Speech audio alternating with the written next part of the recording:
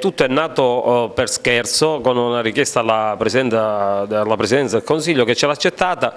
Noi non ci credevamo, ma effettivamente tutto parte da ciò che nel passato avevamo fatto.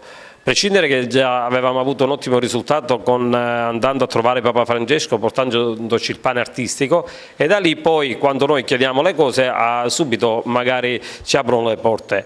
Ma da lì non è tanto questo, secondo me è proprio perché con l'arte panaria e l'arte culinaria siciliana effettivamente noi siamo i primi. Noi come provincia di Agrigento siamo stati scelti per il pane artistico, abbiamo fatto dei piccoli dolcetti per decorare, perché ci sarà l'agnello pasquale come decorazione, il tagano di Aragona. Lasciatemi dire anche la pasta bianca di Cammarata, che è un dolce tipico natalizio, ma lo si mangia durante tutto l'anno, che è una pasta frolla ripiena di mandorla e pistacchio. Non poteva mancare il pistacchio, il dolcino di pistacchio fatto con il pistacchio di Raffadali, e per il salato l'ambriolata di Aragona. Ecco, noi stiamo cercando di portare i migliori prodotti. Abbiamo cominciato per gioco e tutto è andato a buon fine, quindi presenteremo sia le aziende che hanno partecipato a questo grande evento del vertice del G7 di Taormina, e nel contempo andremo a illustrare le particolarità gastronomiche. L'associazione di categoria in questo evento sta avendo un ruolo molto importante